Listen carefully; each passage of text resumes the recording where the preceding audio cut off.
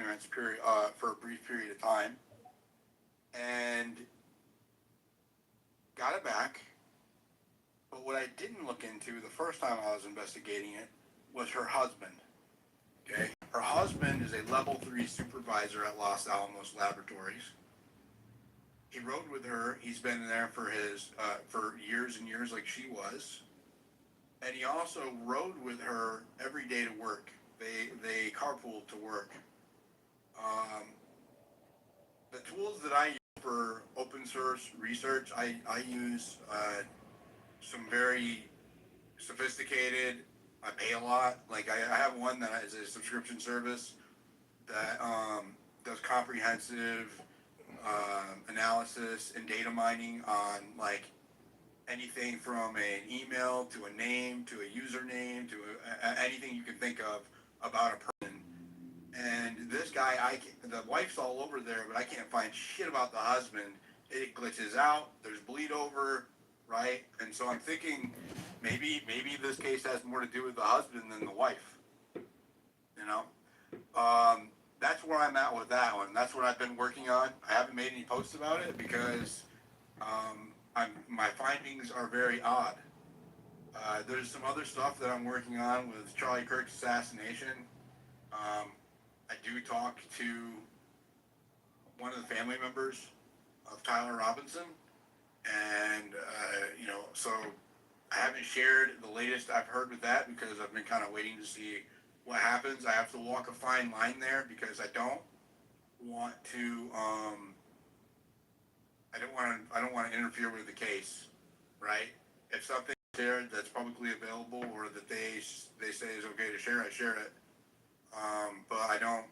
I'm like I have to walk a fine line there journalistically. Also on Epstein, right? The last time I did a big post about Epstein,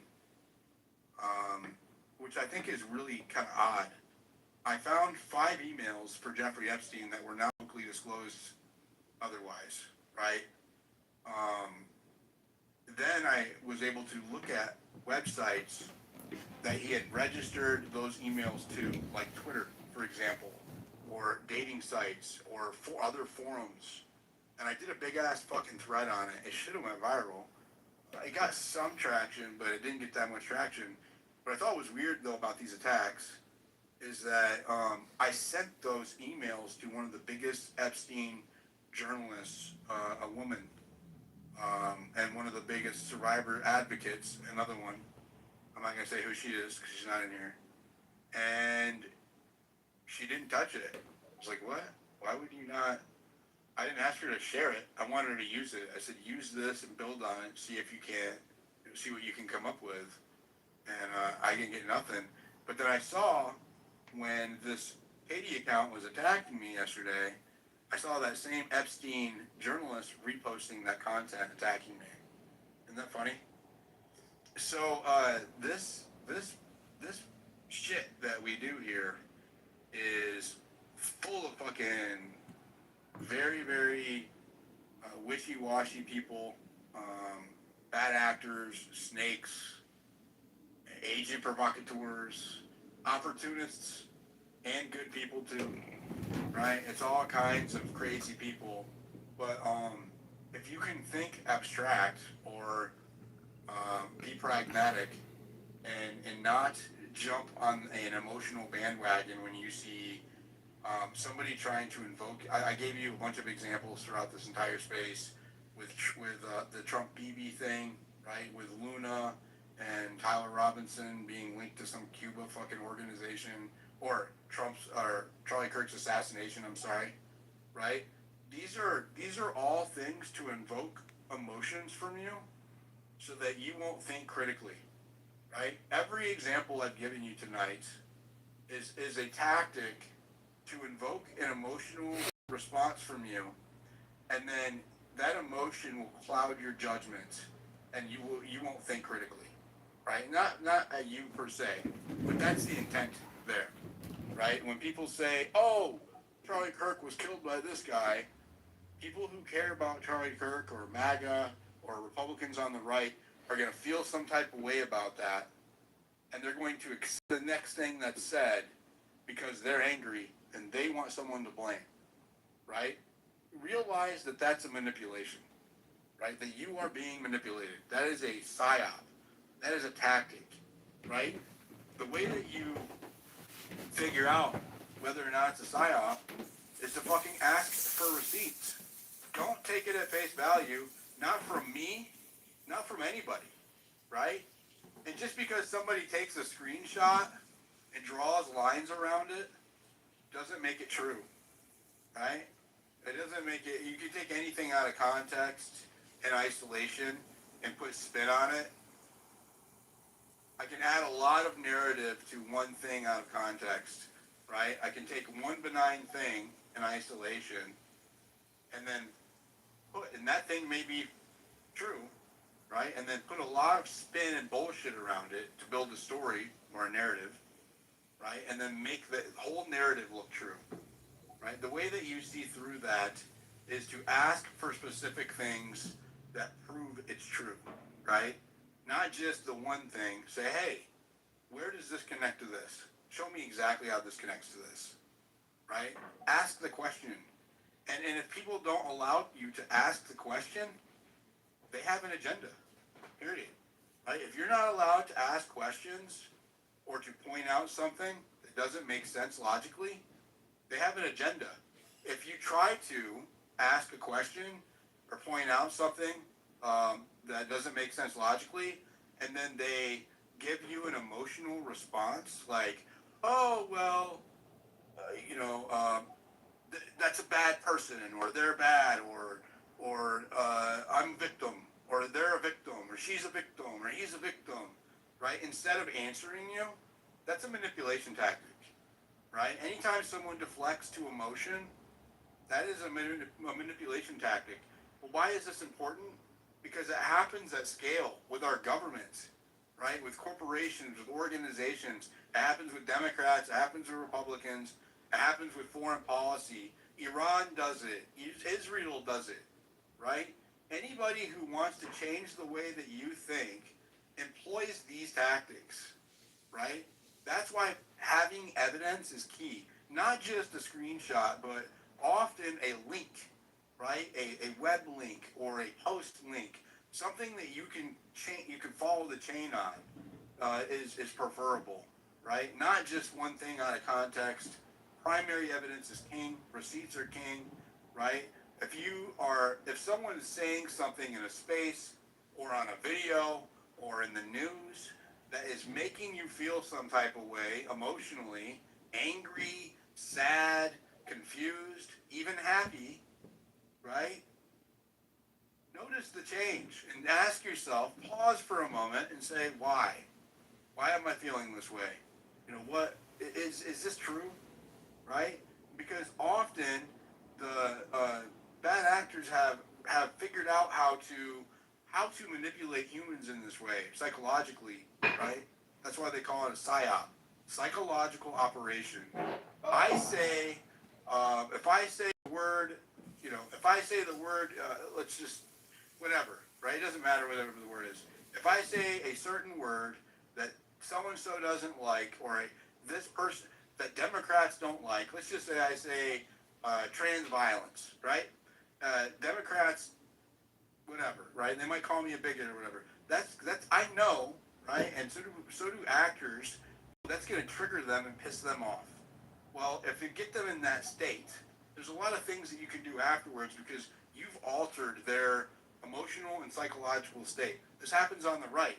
People who are beholden to Trump, if I talk shit about Trump, or if I bring up Epstein or a sore subject with them, it's going to trigger them. It's going to incite an emotional response, either on the left or the right. It doesn't matter. Any human. Realize that this happens on social media at scale, and there's a strategy behind it, right?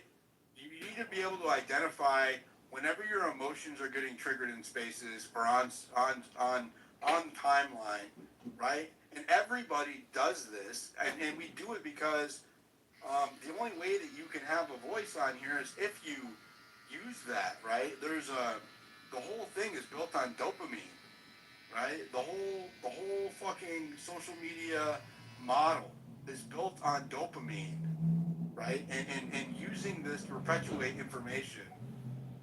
The reason why I put you decide the narrative on my account is because I would rather focus on giving receipts to people, and this is why I love spaces, because we can decide together, right? And let them fucking decide. Do I have my own thoughts and opinions on shit? 100%. Do I have biases? 100%. I have biases, right? But people should be like, I will tell you that, right? A lot of people won't tell you that. They're not going to tell you that they're biased. They're going to tell you that they favor one side or one thing more than the other, right? They're going to tell you something as if it's objective truth, and act like they don't have a bias. This happened with the legacy media. It's happening with the new media, right? Some of them are getting paid and not telling you about it, right? Some of them you are. You decide. But maximum transparency is always the best approach, right? Asking for receipts, but not just screenshots, but actual receipts is always the best approach. You know, making sure that there's context around it. You know, don't just take everything that people say at face value. Not about me, not about anybody else either, right? Don't just take anything at face value. Um, and make up your own fucking mind. Think critically. Like, don't be an NPC. Don't be a group thinker. Don't be tribal. We are at a time where the system thrives on dividing us. Everything that puts out, I see right now is all culture war bullshit that I fed into for years without realizing it. Right? The whole fucking systemic racism shit, white versus black versus whites, all of that shit, the feminism fights, all of the fucking culture war shit. I believe these are manufactured psyops meant to keep us occupied. Do they have real world consequences? 100%. 100%. Okay? So I'm not saying that they don't have an actual effect on us, but they also keep us busy fighting and not focusing on the corrupt motherfuckers at the top. Right? And that's how the Congress with the highest fucking, or the lowest approval rating in history has 80% re-election rate. Right? How does that fucking work? Our representatives, our Congress, has the lowest approval rating on both sides in history. It's below 40%. Yet they have a 90% re-election rate. Why? Because we're focused on bullshit, and it's not all our fault. They're manipulating us into focusing on bullshit, right? They're throwing out issues that we care about, you know, protecting our kids, and Democrats may want to protect their fucking neighbors or whatever, right? Whatever it is, they find something that you care about on either side, and they get you riled up about that, so that you're fighting that fight instead of focusing on them that are injecting that into the system and also benefiting from it monetarily, while they're not fucking arresting the Epstein pedophiles, right? They're not arresting his handlers in the government and the FBI and CIA, right? They're not fucking arresting the corrupt politicians that are selling us out, building data centers, right? Selling our drinking water, poisoning our kids, right? Poisoning just everything, right? They want us to fight each other so that we don't hold each other accountable. That's the fucking psyop. All of this shit, all built on the social media model. So, that's my rant. That's my speech.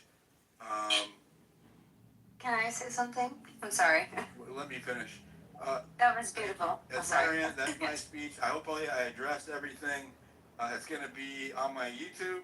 It is going to be on the space recording. I'll highlight it. If you want to see the things that I was showing earlier, watch the YouTube clip.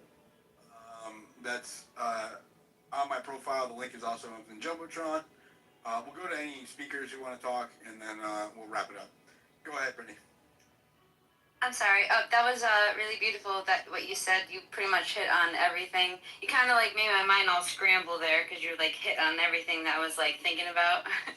I do want to ask the people that are on this space if they did hear about the Pope Leo conversation about the AI. Um, I thought that was like very important and something to touch on, and I feel like not too many people are talking about it. He was kind of basically saying that we need to, not like disarm AI, but he was kind of saying that we need regulations on it, and I think that's just so important to talk about right now because to we really need regulations on the AI. We need to stop it because we really need to have human interaction. Like people need jobs, okay? We need to have a human life. Like we can't just have AI do everything. Yes, AI is very helpful for us, but we don't need to extend it anymore. And I was wondering if the people here on the space would like to talk about that more. And if anybody else would like to talk about that, I'd really appreciate hearing anybody else's input on it. And that's it. Well, maybe later on this week. I need to look more into it. I don't know enough about it to speak on it with. Okay. Yep. I just thought that maybe if you could look into it too. Pope Leo, he came out apparently with one of the people. I don't know the name of it, but I don't have to pronounce it. Well, apparently, one of the people I just called out said in the space that she works at the Pentagon. I can't make that shit up. Oh wow. Wait, what happened? People can figure it out. Can you? Can you explain it? I'm sorry. Did I miss something? Yeah, you missed it. It's before you came in. Oh no. I'm sorry. You said go ahead? Oh. I'll mute my mic. Sorry. Thank you. Go ahead, Coyote. Yeah, I tell you, Brett, I'm with you on that. Like, we have to figure out how to do this right now. It's like, this is a PSYOP, bro. It is foreign. Our government's not supposed to be able to do this to us, but who knows? They're letting it anyway. It's a problem. But we'll get through it because we always adapt. That's the thing about it. Like, we adapt. We come to terms. We say, we got to get out of the PSYOP because we will. And that's how it goes. But we could do it a lot faster if people would talk to each other. This tribal shit, like looking at it now, bro, like actually kind of sitting down. You know, sometimes when you get stung, you can see things from a different lens. This is a problem. We're fighting people that we like. We share the same values. And when I looked at the whole SAVE Act, and I'm not, that's the thing, it's like people want to fight you just for saying that. Just breaking it down and understanding that you can do this at a state level. You don't have to have it at a federal level. That gives people, they get pissed or whatever, and they're willing to give their state right away to do that, knowing that basically it goes to the filibuster. But nor here nor there, man. We got to get to that point. I wanted to say why I did that with that. As far as this, it's the Spaces host. I've always believed that I mean, it's never had a chance really because people get attacked, and I get it, but I don't. But really, he backed me up one time whenever I was kind of going through a little bit at the same time, and that's a little bit of loyalty. And there's nothing wrong with that when it goes, because it's like you don't forget it when it gets there, because it's lonely, bro. Like people they talk free speech and stuff. They ain't about that life, bro. Really, they're not about that life. But I hope we get about that life because we have to fix this, man. This is not working. Being silent and is being complicit. Is it not? Yeah, no, Coyote, you bring up a great point. There's going to come a day where, like, the children and their children will listen back to what we said. I'm glad Diligent has these recorded because they're going to look back and be like, what did you guys do? And I know that I, stood at the table and was able to have at least a conversation that was as real as it can get. You know what I mean? It matters to me. Just having your face up sometimes. It's just the big picture. Your face? You gonna do those reaction videos? Are you talking about the coyote videos? The triangular coyote? I called that one. I called that one. Yeah. I knew something was wrong. Yeah. Diligent, did you talk about the Trump BB psyop? I started with it. We can talk about it again. We didn't get into. I thought you did, like a little bit. I did touch on it, but we, yeah. So I actually did start with that. Go back to it though. Because that was at the beginning of the space. Wasn't a lot of people in here. I just noticed. I didn't do that. We have 430 people in here and 95 of us. We don't have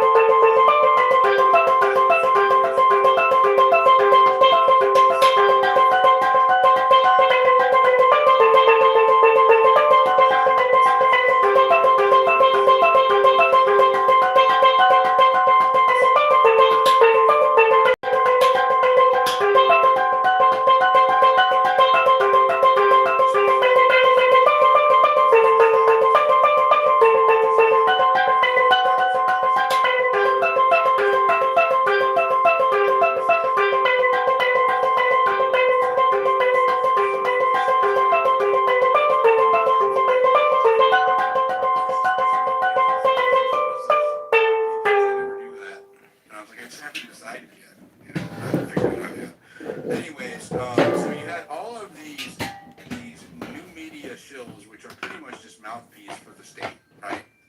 All of them came out with the same messaging yesterday. Quote, per Axios, President Trump unloaded on Israeli Prime Minister Netanyahu over Israel's escalation in Lebanon in an expletive, that means swear words, right? He's saying fuck, shit, damn, whatever. Latent call on Monday. Quote, right? You're fucking crazy. You'd be in prison if it weren't for me. I'm saving your ass. Everybody hates you now. Everybody hates Israel because of this, end quote. Now, what's interesting about this is that this was written by Axios with an anonymous source, right? So what does this do? This is the psyop, the emotional part, right? Everybody is pissed off at Israel right now because of Iran in the United States, right? A lot of people think that Trump is Israel's bitch. I'm going to say it, right? I see it. People reply to that to me in posts all the time. I've never said it, but that's a fact. A lot of people think that America is acting like Israel's bitch right now, right? And that Trump is beholden to Israel for whatever reason, right? Now, I didn't understand before that he was a Zionist. A Zionist told me he was a Zionist. I didn't know that when I was like trying to help get him elected. I didn't know he was a Zionist, and I was ignoring the people who were trying to warn me. Shout out to never Maze, said that, yeah.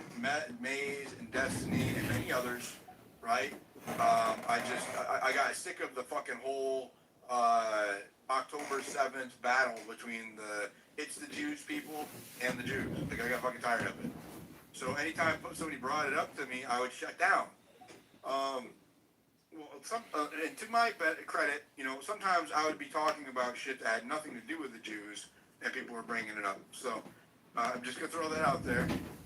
But right, this is a PR move to make Trump seem independent, right? To make Trump look strong as an American leader when it comes to Israel. That's what the intent is here. It is a psychological operation to invoke an emotional response of loyalty from you, right? And if you don't believe me, right, I'm going to copy the first sentence of this, right, and we'll do a search, and you'll see that all of the most viral posts spreading this did the same thing. They all have the exact same F word, completely start out exactly the same, right? It's verbatim. There we go. Verbatim. So, look, the bolded titles are what hit. The bolded search terms are what are exactly the same in every post. So Andrew Colvett uses the search term, look, you're fucking crazy. You'd be in prison if it weren't for me. Blah, blah, blah, blah, blah. Jackson Hinkle is saying it, right? These are people who are opposed, typically. It's so weird to see all of them, the mainstream media, right? The legacy media, the Democrats influencers, the Republican influencers. I mean, all of them, almost all of them, even though typically Jackson Hinkle does not typically agree with fucking TPUSA. But here he is quoting the same fucking thing. Why? Right? Why? And not just yesterday. He posted this today, 13 hours ago. It doesn't make any sense. Spectator, and look at the views, okay? 3 million views on that post of this. Can you read it again? It says, Axios reports that the Trump told Netanyahu in their latest phone call, look, it's bolded. It's the same script, okay? The same 3 letters are censored out in the same spots on this post as they are on the other one. On Andrew Colvett's. They literally took this talking point, copied it, and pasted it on all of the major influencer accounts on X. And if you don't know how it works, X isn't the biggest platform, But information starts here. Okay? It's a brevity built platform. Information propagates. I'll tell you something scientific that makes me a good citizen journalist. Why I'm good. Okay? If you understand the fundamental of how Twitter operates, when it was Twitter, it was a text-based app that allowed for the quick propagation of information in a way that no other social media platform does. It makes it unique, right? And because of the timeline and how it's all speed and time based, right? It's not about really long fucking form content. It's all about how fast you can get accurate or any information, because bad actors put out inaccurate information this way. It's about how fast you can propagate information. So think of Twitter or X as the fountain, right? Or the source of the water. And all of the information water flows out from here down to other social media platforms and down to the legacy media platforms. The reason why all the journalists are here is because this is where the information starts. Period. That's why it's the number one news app on Apple, right? So if you understand this and you put your and you use that for that's you can use that as a journalist or as a researcher, right? To understand how to propagate information or understand how the information propagates, you can see the psyops, right? And that's what I was saying. All of these accounts some of them are opportunists that see a viral story and they're taking an opportunity to get in on the action, right? So these are not all, because I did the same thing when I was a cheerleader for Trump, right? I would take cues. They're cues, right? Q, C-U-E. I would see an account post that I followed that was really accurate most of the time and really fast, right? And I would take that cue and then I would put my own like style on it and that information, so I'm not just copying, like plagiarizing somebody, right? And put my opinion on it, whatever, right? Maybe change the imagery up. This one's got a one picture, a fucking Wikipedia picture of Netanyahu and Trump, for example, right? And then I would post it and try to race everybody, right? So some of this is a rat race. Some of this, at the core of it, are intelligence or think tank operators or corporate operators or political movement operators that understand how this works, right? So they'll take something that is very, very emotionally provoking, right? Like this story about Netanyahu and Trump, right? You're like, oh my God, Trump told Netanyahu he's fucking crazy, right? That's emotion provoking in a lot of ways for many different people. So they throw that out there knowing that it's going to go viral, and all of the big accounts do their job for it, right? When all of the accounts are all telling you the same thing, and they don't have any fucking evidence to back it up, the system is manipulating the public, right? If there's no fucking receipts, if there's no witness that's coming forward, if there's no recording, there's no transcript, and we're talking about 2 state level actors. These are the presidents of their respective countries, right? There's no fucking audio, there's no video, there's no transcript, there's no nothing. Just trust me, bro. And you have the legacy media, the new media, the fucking all of it, all singing the same tune with no receipts. That's an operation, okay? Ask for the receipts. Where? Show me when he said that. Otherwise, go fuck yourself. That's where I'm at, right? I have to see the fucking receipts. We were duped through COVID, duped through 2020, time after time after time after time, election after election after election, manipulated with shit just like this. Time to fucking wake up, right? All of us. Because they are building an authoritarian system with mass surveillance, weaponized drones, and fucking nightmare, futuristic scenario. Terminator. Does your memory accurately match what you see on YouTube? We don't stop with the fighting and the bullshit, starting to the fucking technological operations and to the manipulation tactics. We're never gonna unite long enough to free ourselves from it, right? Our government is working on behalf of a foreign country right now, and it is devastating our economy, right? We had one good year of energy prices that were okay, gas. And now that's gone.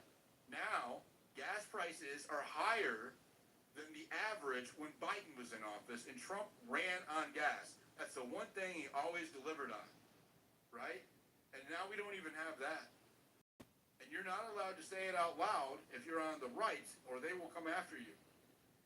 Right? Something is going on here. Our country is ruining itself on the behalf of another interest, and we don't know why.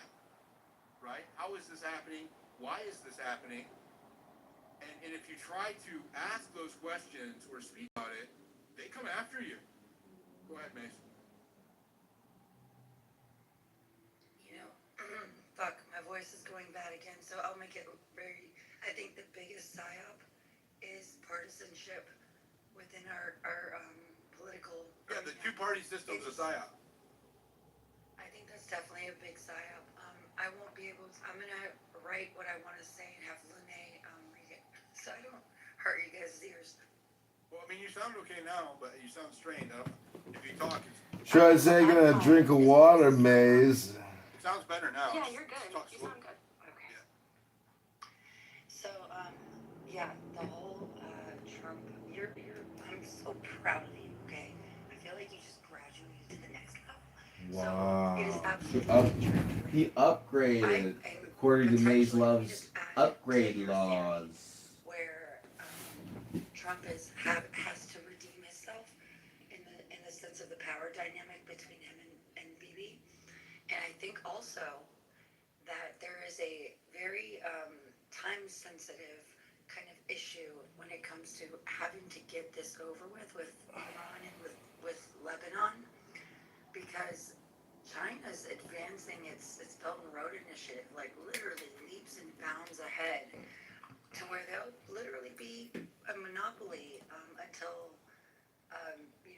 there's actual competition. So long story short, I think that what he's also doing is distancing himself from whatever Israel may or may not do in the near future, so that he's not kind of pinned by that too. This is just my theory. I'm throwing it out there as a theory.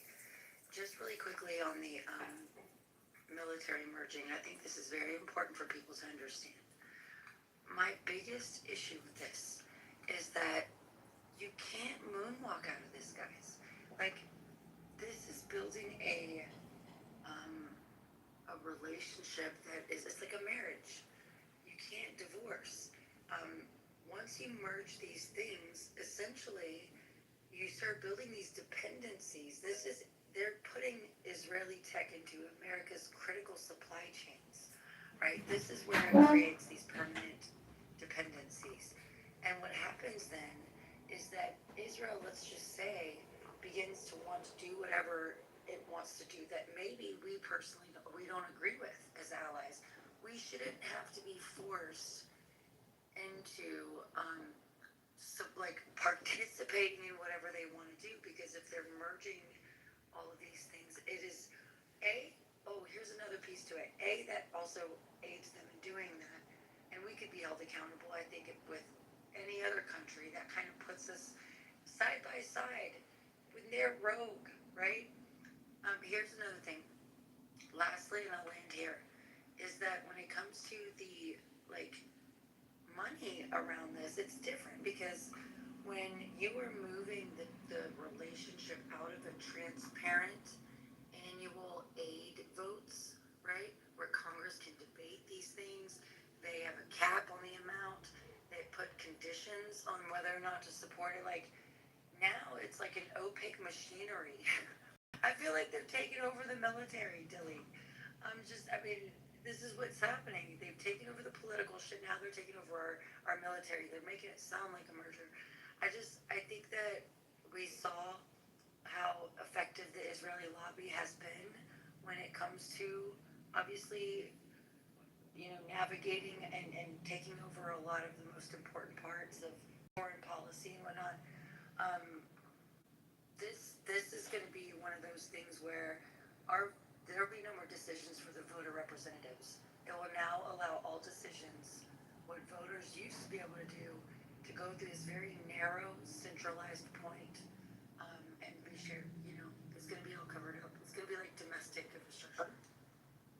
Let me say, like, you wouldn't look on one thing. Like, you can't do it. It's for sovereign country. Anybody's cooked out of their minds to think that this is actually even a thing. Because I see people entertain it, like, even like, oh, well, would this? Oh, man. And it's crazy. I know how you feel, Maze, because it's like that.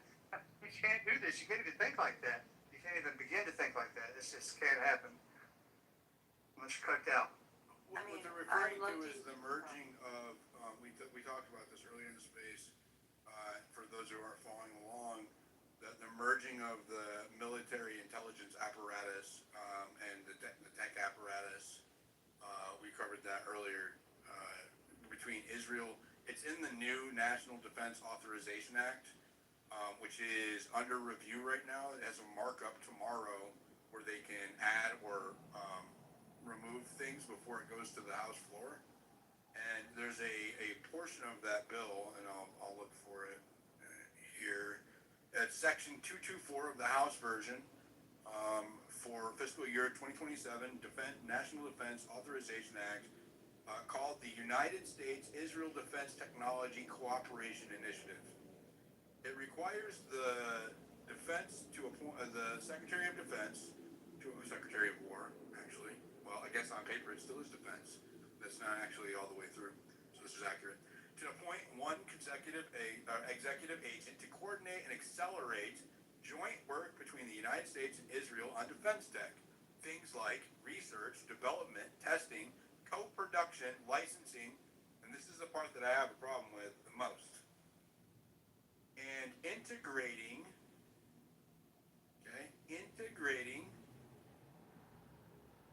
Israeli origin tech into U.S. systems. Okay? Why would it need to specifically say that? Right? Because we don't do that shit already now. Right? We don't, they already have prohibitions against using foreign, like Chinese. That's why, remember they got rid of all of the fucking Huawei phones or any apps that had Chinese origin on their phones in Washington, D.C. If you're in the government, doesn't matter if you are a congressman or if you're a federal employee, if you're a fucking mailman, they did not allow any Chinese origin shit on the phones. The reason why is because it can be hijacked at a hardware level, right? That's not detectable at the software level, right? They got caught doing it with the Huawei chipsets. China did.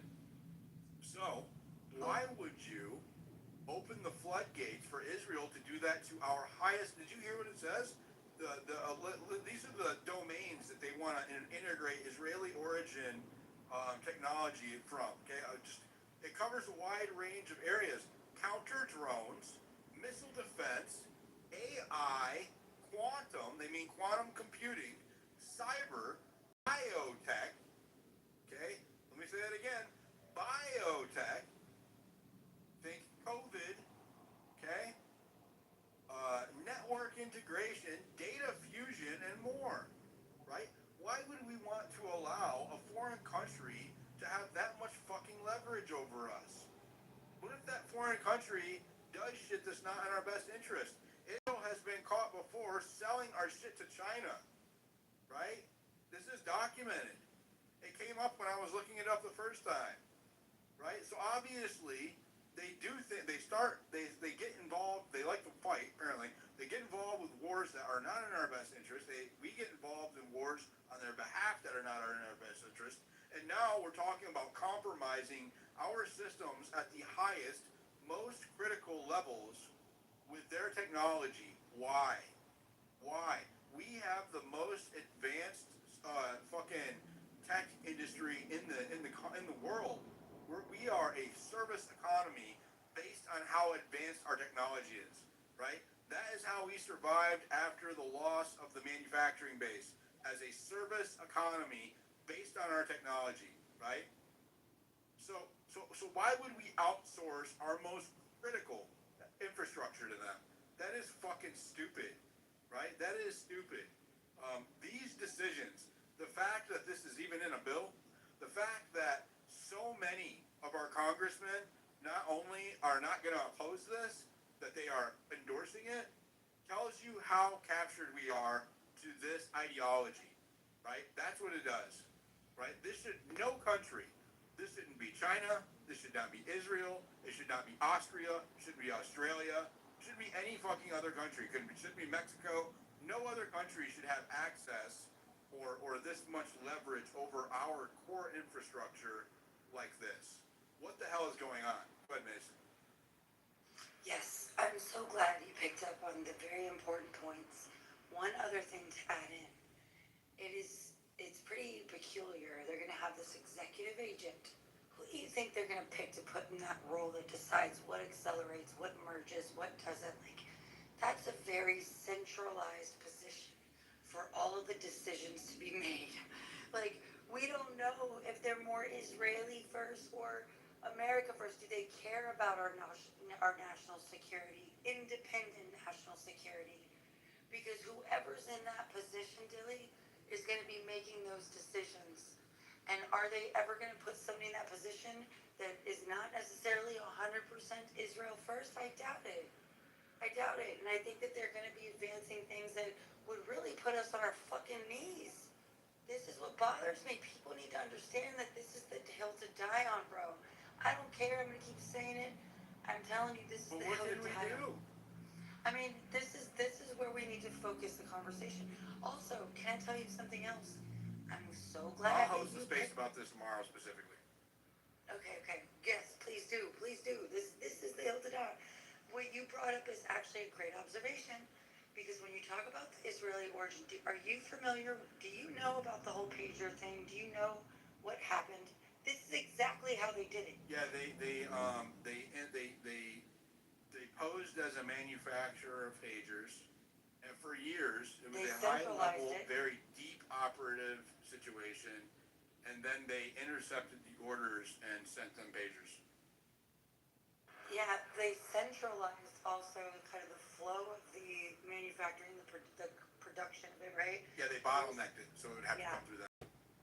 I mean, it's absolutely mind-boggling, and this is something that people, like, I don't, like, it's one of those things that all of the, like, these very last decisions that are made, like, when I say last decisions, they're getting more and more critical, right? We're running out of time. I think everybody can kind of sense it. Yeah. Yep. I agree. Yeah, I've been saying this for months, right? That I think, do you not feel the tension, right? I can feel it when I talk to people in my real life, right? The uncertainty, right? The fear, right? That's another part of a psychological operation, right? That uncertainty, that agitation, right? You're constantly bombarded with bad news, like what we're talking about, that makes you feel helpless, right? That makes you feel frustrated. No, you know, there's, I think that there's a demoralization there, right? That occurs, right? They want you to feel completely powerless and helpless so that you do not resist, or they try to trigger you into an emotional reaction, right? That creates the response that they want, so that they can employ policy to deal with that. What do I mean by that? Well, it's inciting a problem so that you can offer a solution. It's called the Hegelian dialectic, right? David knows what I'm talking about. No, that's. But wait, one really quick statement. That's not what that is. One quick statement. Bad analogy. But I get it. And I, Yeah, it is. The Hegelian dialectic is proposing a problem per se, and then Creating a offering. problem and then no, having the solution. that's, Guys, you're gonna make me Well, forget my David is our stationary philosopher. yeah, So correct me, David. I'm Okay. willing to be corrected. well, Can I first just of- get this out really quickly and Please, correct yes, him? my And friend. I'm gonna Go shut right up ahead. because I'm kind of made tea. absolutely, my friend. Diligent. This is what I want you to understand. This is so golden. I'm so impressed with you right now because I actually think that what we can do, it helped me think of a goal. I think what's the solution, the healing to the learned helplessness, and we talked about this. Des has been bringing this up, and it's really helped me recognize it. It is to actually win something. We haven't had a win, right? Like what I mean by that is that we've been pretty. I don't know what's the word. I mean, we did. The Well- people, Trump supporters did, and I then know, we got rug pulled.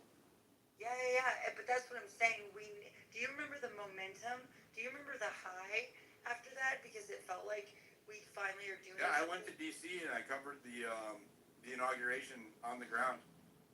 It was amazing. I walked the entire 3-mile line and video recorded all of it and turned it into like a fast-paced video with like music, and was really felt hopeful and like accomplished 100%. And so, and don't forget your thought there, David. I'm coming to you, but this is where I think we should focus a lot of the attention, is in making sure, and like this is where we put it all. Like we have to be able to organize and channel the energy into something and apply pressure at the same time. That type of power is what's going to wield success, and we just have to focus. I don't have it all the answers, but I think that a little bit of the answer will be that. A win. Go ahead, David. Sorry. Well, we're going to win. And we're going to do it by calling on the spirit of our forefathers. You know, Benjamin Franklin said it's a republic if you can keep it, and we've lost it. We have lost that republic. You know, when they openly bragged about conquering a little congressional seat in Kentucky, you knew, the fact that they can say it out loud, you know that when Benjamin Netanyahu can threaten all of Americans and say technology is the new weapon of war, and then we're talking about them merging with our military, and make no mistake, that is taking over our military. If you take over the brain, the intelligence of our military, and all of the things that extenuate from that, including monitoring citizens in America, the very citizens that he threatened, he spit on the graves of acres of men buried in Arlington and said, your free speech is no longer a thing. You're the enemy, and we're coming after you. And our president sat by his side and said, yes, I will join you in declaring war on Americans and our principle. Well, let me tell you, my friends, these people are going down. We're going to crush them, because every lie has an expiration date, and the truth lasts forever. Our great republic was founded upon these wonderful principles of freedoms, the rights of the individual, liberalism, kindness, generosity, and of course these people oppose all of this. These are avaricious men that control and own our government. So yes, our republic is over, but where are we going to go from here? Well, I will tell you why we're going to win. The Great Awakening is happening, and I am so proud of my brothers and sisters. You're right, Diligent.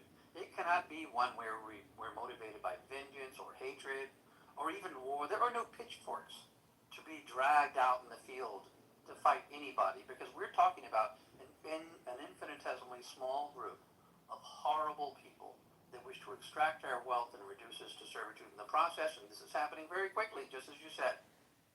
But, in the words of John F. Kennedy, they can all take 2 running jumps and go to hell. They are not going to win, because we've learned that it's not Muslim against Christian. We've learned that.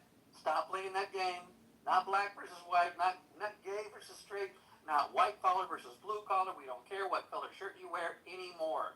No, it's about a small group of people. And by the way, the reason why we appeal to our Jewish brothers and sisters by calling out Jewish supremacy is because it is more than just Israel, right? When he's saying we got these things, he's talking about American companies, American media. It is much more American than just corporations own us too. Right.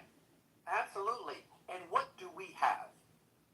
have the military, they have the media, and they have the money, and all we have is the advantage because the atomic power of truth wins.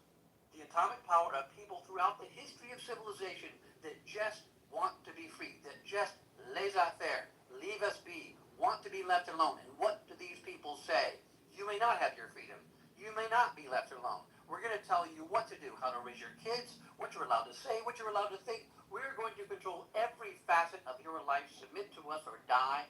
And let me tell you something. If Jurassic Park, if that line in it is right, that life finds a way, truth finds a way, every idea, every truth, as Victor Hugo said, when a truth's time has come, you cannot stop it. Nothing can stop an idea whose time has come, he said. Even militaries, he said specifically, cannot stop that idea. And that idea is freedom. And by the way, I'm talking about everybody in the world, not just Americans, because freedom is not just our right as a people, it's destiny as a species, and these horrible people have been drugged. Thank you, Thomas Massey, for the Epstein files, because you made this happen. Thank you, Thomas Massey, for making them buy your seats, because you made this happen. These people have been drugged out into the noonday sun, and we see them for all their horrific splendor. We see them for what they are, and we're going to win. There's You know more what, of us David? than them. The DOJ said they don't have time to investigate the Epstein thing because they're going on Yeah. 15-state anti-Semitism awareness tour. Yeah. And that's Yeah, and what's really funny is the first these part. people so control the language that we are talking about the most anti-Semitic country in the world, Israel, that kills all the Semites around them, that will never stop killing them, by the way. No, we'll never stop. There's no stopping this thing. They're Arabs, they're not Semites. Yeah, no, they're Semites. Incorrect. Sorry. False. But When someone says they're anti-Semitic, they don't. First of Let- all, let- Yeah, let- no, let- sorry. let you respond. sorry, they're Semites. You're just wrong. That's just factually incorrect. They're Semites. And by the way, this is the same when people say this as when Joe Biden said, "If you don't vote for me, you ain't black." Let's keep You it don't on the get to. let's keep it on the psyops angle Okay. though. If you can keep But it on the very, PSYOP very angle, married to it. okay, good, let's do that. But on the PSYOP angle, what she just said, where they're saying you can't talk about this anymore, it doesn't matter. Because if I tell everybody that there's one thing that you can't talk about, if I tell everybody nobody's allowed to think or mention pink elephants, they're going to think and talk about pink elephants. But this is way worse. They're telling us one thing we can't talk about. You know, come on, Voltaire, everybody else told you this, that the people that you can't talk about are the ones that rule you. Everybody knows this is all very intuitive, and they're going to try to stop us in every way. Here's the problem. You cannot dam up half the river. If you're going to really, really put that authoritarian, as George Orwell said, that boot stabbing on the face, on a human face forever, if you're going to do that, you got to do it well. Because if we can whisper, if we can tap it like prisoners of war through the walls, then we are going to overcome, and that is exactly what's going to happen. Mitch. Thank you, David. Oh, Mitch. No, Mitch. Well, I was just gonna highlight that I think that we're gonna see a lot of ramping up. I think I'm seeing it, but I also see it kind of more in the public arena and more in the of like strategy and task force to really curb quote unquote anti-Semitism. And I don't know if they're putting that out there on purpose. Are you guys seeing that in your pipeline? Like, there's just so many things. Like even all of I mean, the I've always seen the anti-Semitism stuff, but I also Like, you know, saw. the DOJ is I literally going on also tour. saw like some guy giving a speech who was like this last week or something. He said that they spent $600 million trying to combat anti-Semitism, and it did not make a measurable impact. He said that it's because anti-Semites are cannot be changed. Right? He said that you cannot, you can't reason with hate, is what he alluded it to. And I would argue that it's because your definition of anti-Semitism is too broad, right? It's any term that is hateful, right? You deem to be hateful is subjective, fundamentally, right? And therefore, it does not exist. Hate speech does not exist, and I'll tell you why. Because it cannot be clearly defined, right? The definition depends on who you ask, right? There is no consensus on what hate speech is. And so you can't enforce, right? An idea. You cannot, we already know this, this is antithetical to human nature. Human nature is always going to win, especially at scale. So you can't enforce an idea that is fluid, that is not, doesn't have a firm foundation in reality, right? And you just can't. So stop trying to prevent people from thinking or saying something and start fostering a culture of education or information. And I don't mean propaganda when I say education, right? Be like, own up to things that are true, right? Stop trying to convince people that Israel doesn't have an oversized influence in the United States, for example. One, right? Stop trying to convince people what you're trying to say are your lying eyes are deceiving you. Don't believe what you see. Believe what I tell you. Stop doing that. It doesn't work, especially over time. A lying, as David says, a lying liar. They have the story becomes less believable over time. A lying liar lying through their lie hole. There you go. Lying liar lying through their lie hole. Thank you, David. It becomes harder to maintain the lie consistently over time, right? And that deviation is noticeable from people who are already jaded, that have been lied to over a long period of time. I personally don't blame the Jews for everything, right? And I don't really care what Israel does as long as it doesn't involve us. Now that's probably a more pragmatic approach to them than Mays or David have. They have an ideological position on Gaza, right? I don't. That's a human thing, right? It's not ideological at all. Well, I mean, it's your own belief, right? You have your own position, right? On. What do you mean? Everybody has to fucking care about the goddamn Holocaust. But I don't have That's to care. exactly. I don't really have a position on the Holocaust either. Okay, well, it is not. I'll just say this then. I don't really Right, have a but position on events that towards- I wasn't there to. Wait, hold on. I'm not really. I don't really take positions on events that I'm not there to participate in or that don't affect me in some way, shape, or form. I think it's interesting, whatever, right? I'm not saying that I'm not like condoning what's happening there. There's no good guys in war, right? But I'm just saying, like, I don't have to take a strong position where I need to fight at home based on what's happening on some other place, right? If they want to fucking rule the roost around them, let them do it, but not with us using us to do it. Either they can do it on their own or they can't, right? Period. What you don't understand is And like, hold on. and if they can't do it on their own and they're so worried about their own existence in that area, they should be better at making friends, right? They should be better at making allies around them and making friends as opposed to fighting with them constantly. So, Dilly, let me just say this, right? I don't expect everybody to be on the same page around this, but like for me, if I was around during the time this was happening to any Jew, I would still be just as fucking passionate. You would be killing them, nice. So it's not for them. Shut the fuck up, you stupid. You know Yeah, what your name rhymes with? Right, so I can You think know of what your name rhymes with? Listen, this is Yes, the I'm problem. Yes, we got you. I'm a Yes, and Everybody, something to do. Mitch, let me just say this, right?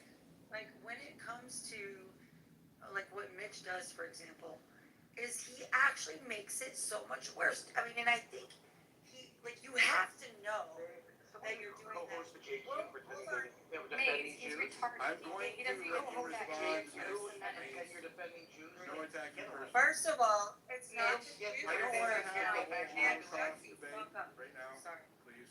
Listen, all I'm saying All is, I'm right, saying is I don't have a big position on what I know Israel what you or said. any He other country interrupted does in me. their own shit, right? I just Right, don't We're want gonna to. have Repeat what this you JQ said, defending perfect. Jews. It's a Like, strategy. we It's have just zero this. Come on. fucking respect.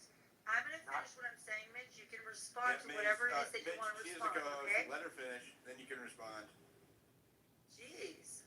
So all I'm saying is this: is that for me, my perspective, it is very human based. I can't, in good conscience, know that this is happening, and it's not that like it's happening way over there and we're not a part of it.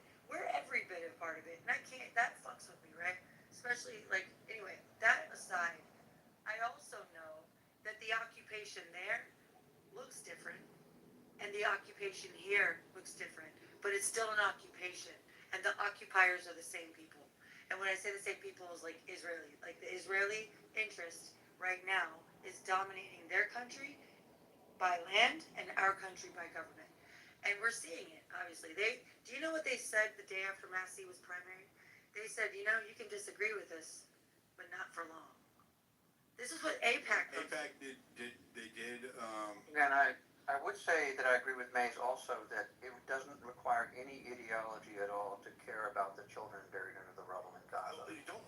It's You not don't. like You just obsessed with Jews. It's not that they give a shit about that. It's because we just support Jews. It's just Hold Arabs. on. Mute up, everybody. Okay, It's designed just for that. Let me clarify my own position, right? Is that it's not that I celebrate or am okay with kids dying, right? But there are horrible atrocities occurring simultaneously all over the world, all of the time, right? We cannot help or care about other fucking countries and save them or people or whatever without saving ourselves first, right? Our country is decaying and burning and in decline, and I have a vested interest for my progeny here, right? For our kids' futures, not just my own, but our future generations.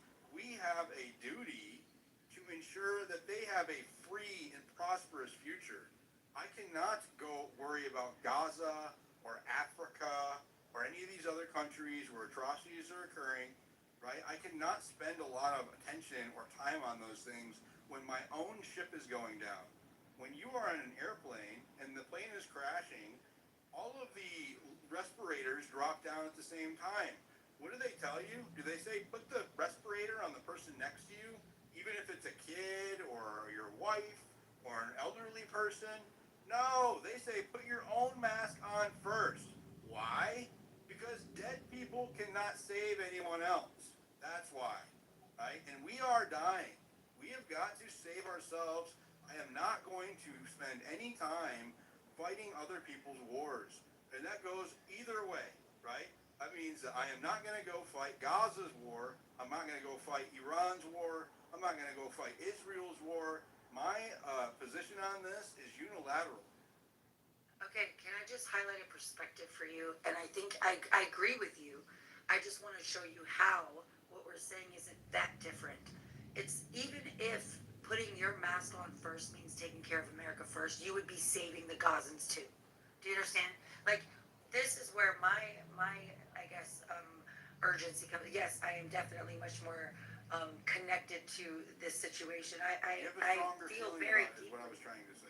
Yes, I do. But what I'm also telling you is it is because Americans have been just kind of, me included, until this happened, me too, right? Have been completely unaware of what is happening because we have completely let go. Like we don't even know what to do. We can't even we're scrambling to find a remediation pathway. And it's doesn't matter if it's the person putting the mask on himself first and then can save the child. There's still a terrorist inside of the damn pilot cockpit, right? And all I'm saying is they're in Hamas. They're not in the cockpit. The cockpit is the idea. yeah, exactly. My point. They're the ones that are hijacking. You guys are. Okay, can I go on? You've been going on and on. He said I go after you, but you're going on and on. What is our stance on like a political? Like this is like the the Jewish foreign supremacy bullshit right now. David was talking about. He just comes up here and wields Well, this. it is a foreign shit. No, he said I'd go next, and you're just going on and on. I'm not even disrespecting. It doesn't matter. I am having a conversation. I am So get a speaking podcast. to someone turn. I'm gonna yield it to you in just a second. If you can land it, and then we'll go to Mitch. No, I'm not, because the IDF took over the cockpit. What do you mean land it? How am I gonna land it? Well, that's the thing, David. Honestly, like, what do we do about like the foreign bullshit? I already know what's gonna I happen don't right sit now. in that It's happening right there. right now. Meeting while 3 or 4 of us were speaking. I said I called on. But he's not even from here, bro. And then I said Mitch, and now a bunch of people are dogpiling. Exactly. That's my point. They took over the cockpit. Go ahead, Mitch. Go ahead. Yeah. So I heard Diligent say something interesting. He said that it's kind of scary to see the amount of systems that this idea has. I don't know if it's going to pass or not. To integrate more fully weapon systems and the capabilities of tech of Israel. But I mean, your power, if you think in your own personal life or militarily, is based upon cooperating with your friends. You do better in business when you cooperate with your friends. You already have tremendous foreign technology and foreign manufacturing in your military. Like, British systems. I never heard of BAE. I mean, they're huge producers. The howitzers, they're part of the F-35 program. You know, you have your frigates are Italian based.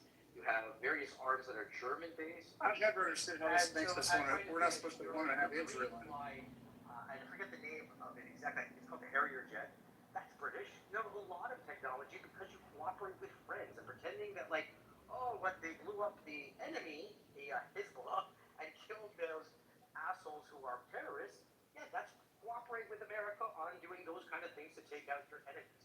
But even your Golden Dome system that you're planning is based upon the Iron Dome system that Israel has. You know, cooperate. Today's Christians. Stop interrupting, Right now, and then you can right now, respond right after him. Your kamikaze drones, your Harpy, your Harap are Israeli based. Your Extend system, which deals with battle management systems, are Israeli based. Your trophy system that protects your armored core, your tanks and other things, the Marines integrate them, that protects them from incoming projectiles and artillery. That's with Israel. That Israel is providing things that safeguard Americans because we cooperate. So this isn't a scary thing. This is a good thing. Well, but we're not talking about just Mitch.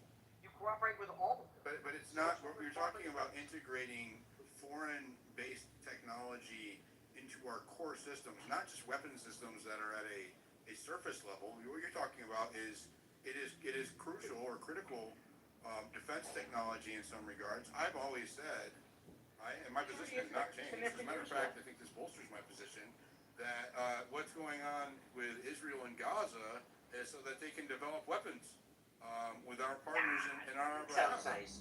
Yeah, and I would say that giving Israel access the fact to of the matter is that they have increased their technological capabilities when it comes to identifying and killing targets using Gaza as a testing ground, and that technology is then passed back to us. This is a fact. This is a documented fact. Every battle, no matter what it is, I don't care where it is, improves your R&D, your technology. But it also, in Iran, for example, the Chinese. But that fact alone, right? I could disagree with you. Okay, well, I'm glad you don't disagree with me because it's true, right? It creates an Every battle. incentive structure, right, for us to fund and promote and support those endeavors. Your enemy, the Chinese, are providing certain arms to Iran. Why? Not because first of all, they suck. As you can see what happened with Venezuela. They You're deflecting. Track U.S. technology. No, I'm not. I'm trying to get the point 100%. that every major producer of arms will put arms into the field. Like, for example, Israel didn't need the THAAD system to defend Israel, but America needed to have it R&D tested, right? Because what happened with the THAAD? The THAAD had only been used once in the UAE in 2022 to take down a projectile. It had not been battle tested in the same way. This was not about defending Israel. This was about improving an important weapon system of America. That's why the THAAD system was deployed to Israel. But No, it's not about again, good. This is about America. You're talking about surface level use cases. What this bill does integrates core functions, right? AI, quantum computing technology, biotechnology. We're talking about all of the leading edge, most impactful core functions in the technology defense sector in our country that is originated in a foreign country that has its own interests, right? That has its own interests, and it also has a history of working with our adversaries, China, for example. No, it doesn't. You had one person who operated outside the law and sent arms to China. This was not a country thing. The guy got You know what the tip of the iceberg is, Mitch? Man, you've had Americans who supply technology. Didn't Jonathan Pollard steal nuclear secrets from America? This happens in every Did you hear me? Didn't Jonathan Pollard steal secrets from America? Have you heard of Jonathan Pollard? He literally stole secrets from America. Okay, so you're just, but instead of denying it or acknowledging the concern, you're justifying what occurred. You're pretending this is Israeli policy or on a national level. It doesn't matter if it's Israeli policy or not. You're missing my point. No, hold on. I'm responding to your point. How about you let me finish the point and then counter it? I'm trying to say that you have Americans who are in the military who end up supplying things to your enemies. And then they end up same going thing to happened prison. in Israel. Right. Yeah, the same thing happened in But we don't don't arrest Israel Israelis, is our we enemy. can't do it to us, now do we? Right. When Jonathan Pollard stole American secrets and gave them to Israel, they liked it. They liked it. They wanted that, right? Right? Okay. So, okay, yes. Yes, so why would we let our enemy that spies on us share our secrets? It's like giving, hold on. Let me give you the comparison. Giving them access to all that information, our military information, is like giving Ted Bundy your little black book, okay? These clearly are not. Look, the biggest threat to America, and everybody knows this. Hold on. No, we're not. Unfortunately, not. The biggest threat. Hold on. The biggest threat to America, any country in the entire world, is by far Israel. In fact, Israel is more of a threat to America than all the other countries combined. And let's take. Let me give you some examples. Okay? Hold on. Calm down. Don't splurge out. I'm representing America. You can represent the foreign country that's our enemy in a second. Hold on. Far from it, my friend. Far from it. Okay, really? Mitch was promised to have some time uninterrupted. Well, he's got some Mitch, time. Let me just finish hold this. on, no, because I did, Mitch, go. Dave, I'll let you respond. Terry, I'll let you jump in. We'll go to the rest of the hands. Is the history Okay, of the thanks. intelligence services. Literally, do you remember, I forget which year it was, I think it was during the Obama years, literally you were phone tapping and device tapping every single one of the world leaders of your allies in NATO. That's what the CIA does. That's what every intelligence services does. This is part Hold of on, it's not interrupted. about being right. It's not about being right or wrong. It is part of what is the Clearly. intelligence world. And you can't pretend that this is an Israeli thing. The British are spying on you. You're spying on the British. They're spying on the Chinese. The Polish are spying on the Hungarians. Everybody does this. Are we And you're integrating, pretending as if this is integrating British technology into these systems? Are they dancing British or just dancing You are Israeli? deeply integrated in the British military system. Yes. Wait, And How are many we dancing British? we're taking British AI and sticking it into our core defense systems here? You understand what NATO is? For the most part, We it is certainly not an don't organization have like Russia anymore. a It is a law. weapons Well, platform. first That of would all, require- NATO is a chartered ally that we don't have with Israel. A treaty ally, and we don't NATO, have It's a British charter. excuse me, I'm Mitch. giving you the You've example talked that for NATO- quite a while, you and David. Integrated. NATO is I no want longer to talk. by Russia. Yeah, I didn't let him finish. Go Terry, talk you were right after him. Land your plane, Mitch. I told you the IDF stole the plane. We kept interrupting him, so then he didn't get to finish his point. No, he's had a lot more time than anybody. I'll agree. He's the only one Are that you playing disagrees. fucking ping pong? Yeah, but dude, he's pushing bullshit. That's what everybody's saying. Ping pong here, like I'm a ping pong ball back and forth with the fucking paddle. Let me It's finish my fine. fucking sentence. Go support that. No, you're propaganda to the No, room. I'm giving Go you ahead. perspective of You can reality as defeat his opposed to idea like. with better. You Yeah, defeat you can speech fight with my more idea. speech.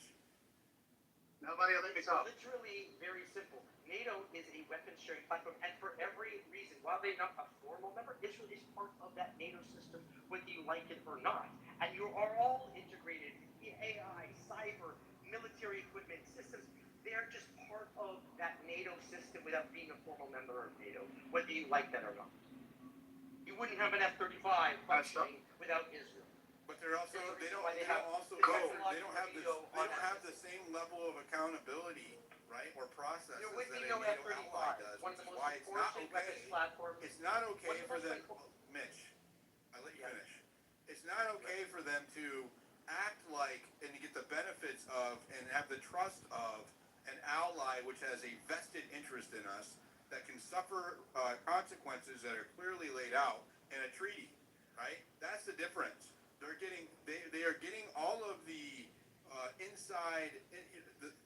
inside hookup, right? The homie hookup. They get the homie hookup from the United States, but without having to own up to any of it, right? They So are the when ones they act in their own sacrificing interests their that are lives. against our interests, like Man, they're the- starting of all your shit NATO with their allies- neighbors and getting us all your NATO involved or allies- influencing all our your NATO- politics and unseating a sitting congressman and bragging about it, right? Or multiple city congressmen signaling if you oppose us, if you oppose this idea, if you oppose the pro-Israel ideology, we will get rid of you, right? AIPAC bragging about it. These are real things, right?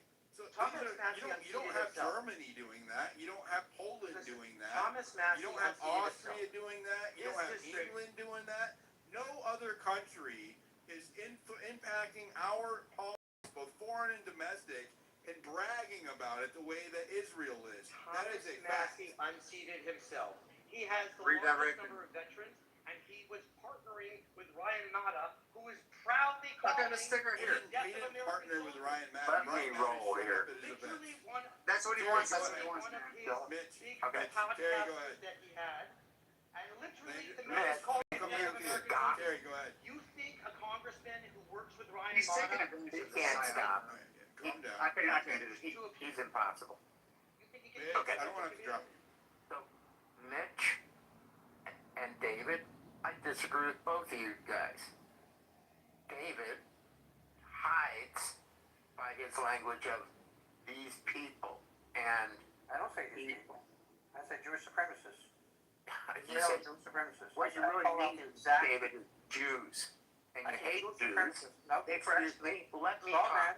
No, I'm not going to let you ask diligent. I'm not gonna have. This is the culture war shit that I think also is kind of a psyop, right? Like we are getting dragged into the culture war aspect of this. I think it's manufactured. It's a race war. I don't want to have it But on either Diligent, you side. should defend me here. You know that I don't do this. I always appeal to our Hey, Jewish well, I brothers. mean, Terry is not. It's not fair to make his position for him. I always interrupt people and make sure that my position is clearly stated whenever they try to assert it for me. So you can say you perceive him to be, but don't declare his position for him. That's not fair. I would interrupt you too. That's just what I'm saying. So you're saying he hates Jews. Well, he didn't say that he hates Jews. You're asserting that he hates Jews based on your perception. I have always heard him say. I agree with that. I have always heard him That's say. good. Let me finish. I've always heard him say Yep. Jewish supremacy is a problem. He actually says to my Jewish brothers and sisters in the room, I don't think you're the problem.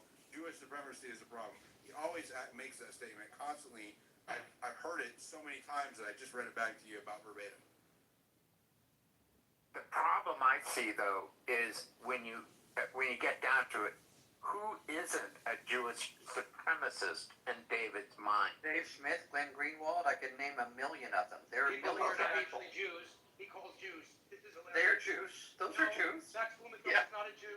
He's Do literally you brought up have by Tourette's, Protestant Mitch? parents. Oh, okay. Glenn Greenwald's a Jew.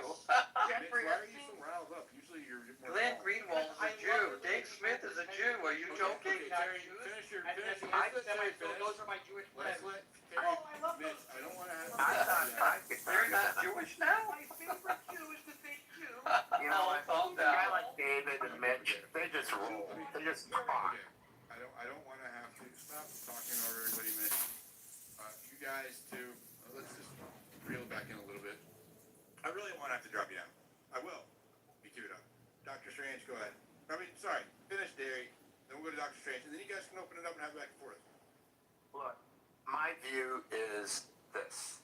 You got 23 minutes, there and are I'm doing a elements- subscriber space. The link is in the Okay, Jumbotron. there are definitely elements of Follow truth. Blaze, follow Harmony, turn notifications on for me. Can I? Subscribe if you Okay, can. Go ahead, Terry. fuck it. I'm gone. No, don't You're- go anywhere, Terry. He always does this to me too. I was just making sure they followed the co-host. Why is he so mad? You like told him to go and They just shut up. I'm sorry, I I'm do not that all the Terry. time. Terry! 2 minutes. Yeah, can I get a word in then? Since you I guess so. Oh yeah, I program. was just trying to make sure that everybody was loving on my co-host, that's all. Okay. Yeah, Sorry, Terry.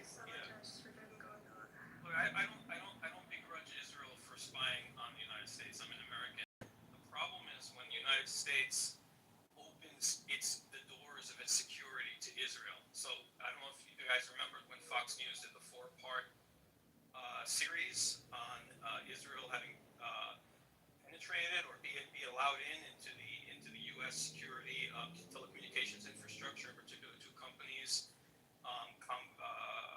American InfoSys and Converse, that are used by the FBI and federal agencies to do phone taps and to do phone logging. So those are Israeli companies. They could have been sending the data back to Israel, where they could be using data mining. They could have been using data mining algorithms to gain intelligence on Americans. It's not normal to open yourself up like that to a foreign country. Donald Rumsfeld talked about this, how the Mossad goes around the Pentagon bossing people around like it's their country. Okay, we have anti-BDS laws in like 20 states. You're allowed to criticize any country in the world, even our own, according to these BDS laws, except Israel. So there's an incestuous, unnatural relationship that's been created by legislators with respect to a foreign country, like a perfect definition of what George Washington called a foreign entanglement. And the things that Israel does aren't just things that are happening. They are things that we are as complicit as possible in, and that makes it really relevant to the American voter. That they, for a lot of them, that want to put a stop to it, right? We don't just give them the 3.8 billion a year. There's another 700 million in the Pentagon line item budget. There's diplomatic protection at the Security Council with the UN. There's diplomatic protection in terms of, intimidating other countries that may try to criticize Israel. The weapons, the ammo, all of that. So that makes us complicit. Now, whatever we may have done, for example, in My Lai in Vietnam or in Fallujah, that was before the age of social media. But this thing, we're seeing what's happening here. We're seeing war crimes on a massive scale. Putting aside the issue of genocide, there's clearly war crimes on a massive scale. Israel killed 15 medics in Gaza, then they buried the bodies, and they buried the ambulances too. They crushed and they buried the ambulances. You don't do that unless you're committing a war crime or unless you're covering up a war crime. And then they got caught in several lies, even by the New York Times. And now the New York Times has seen that the problem with Israel, with the way that Israeli prison services tortures and rapes their No one raped, no one detainees tortured, has these are all gotten so just fucking bad that lies. even the New York Sorry, Times we're getting has, away from even the New York Times has covered These it are all now. just claims and just total bullshit. I do want to reel it Yeah, back into the they're, core they're, topic. they're claims with a much better standard of evidence than the ones offered by Israel. When No, Israel Israel offers has claims actual often, footage, let me testimony. finish, Mitch. So Mitch, go on. this topic, Israel will Claims. the foreign aspect of it will hijack the space every single fucking time. Right? If I let it, it does it every time. So here's what we're gonna do. We're gonna bring it back into the psychological operation aspect of it as it pertains, and it can be anything in the title that includes Israel, right? But you're gonna focus on the topic.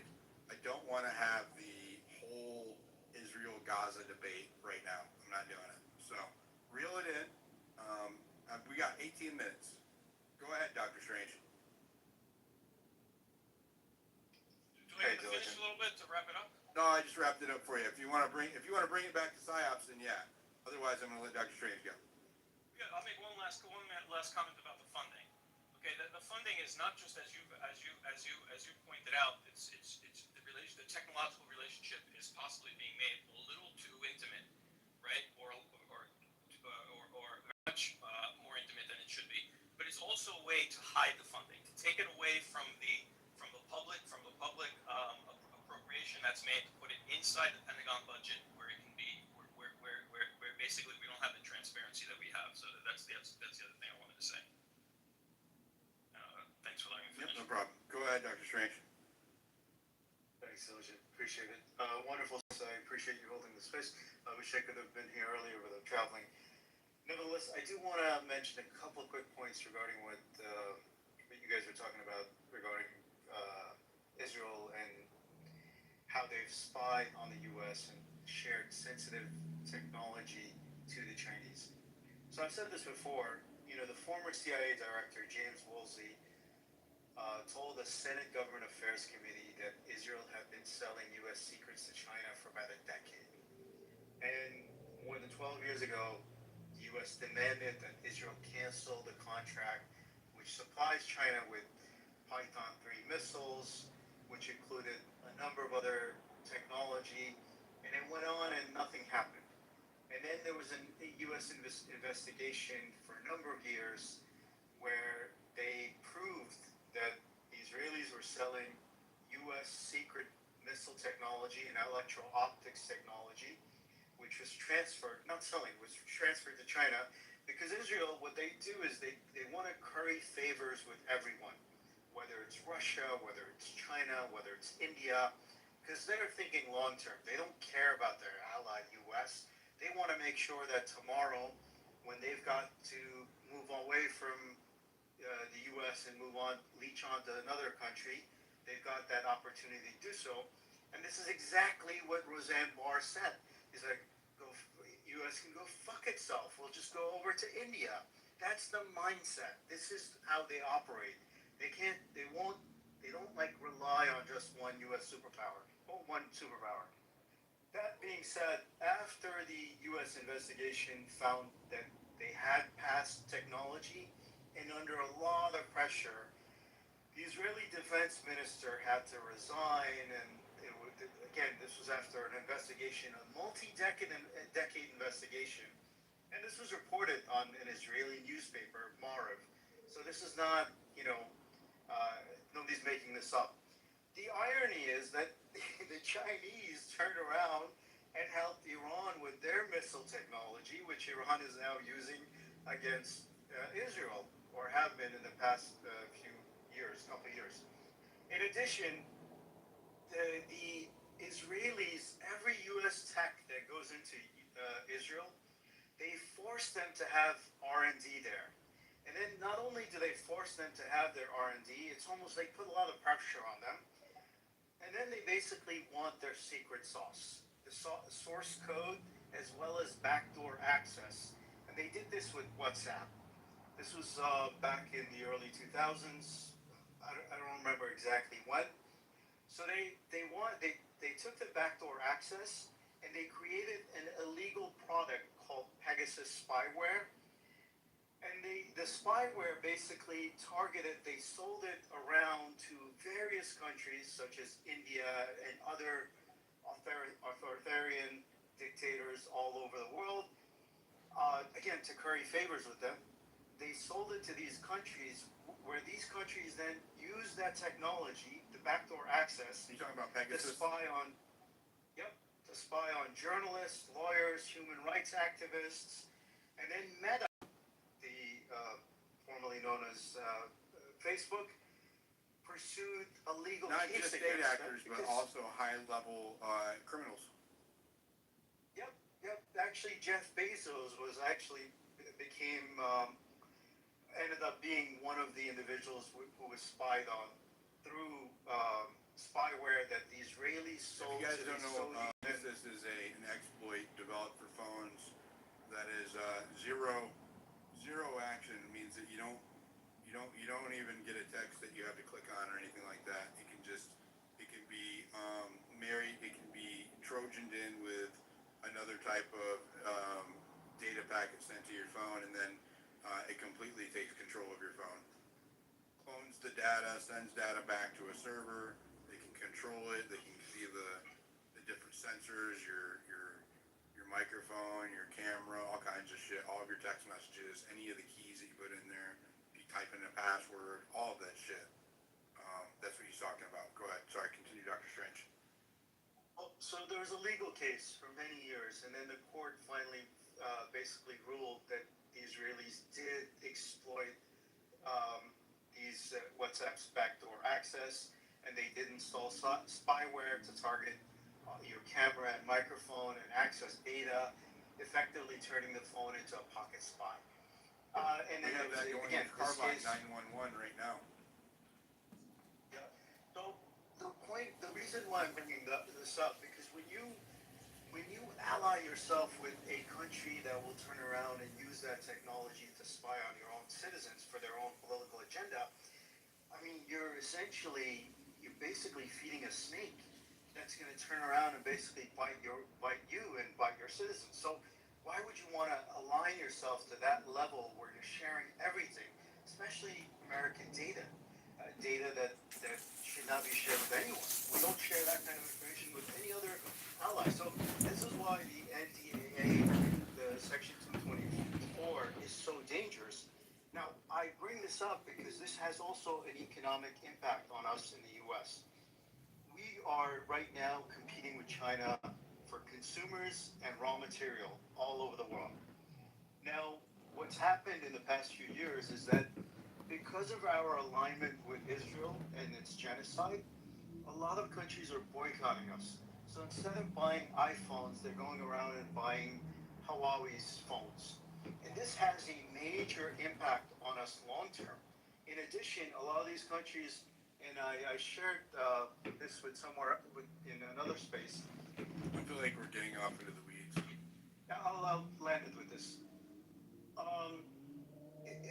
Ultimately, all I'm trying to say is that this genocide in Israel, in Gaza, has an economic impact where a lot of countries in the global south and elsewhere is actually aligning themselves more with China, whereas 3 years ago they were not. They looked at more favorably to the U.S. versus China, and this has an impact on us economically. Now, one last thing regarding what David was saying. David has always made a point that he's specifically mentioning Jewish supremacy, not Jews as a whole. So I want to make sure that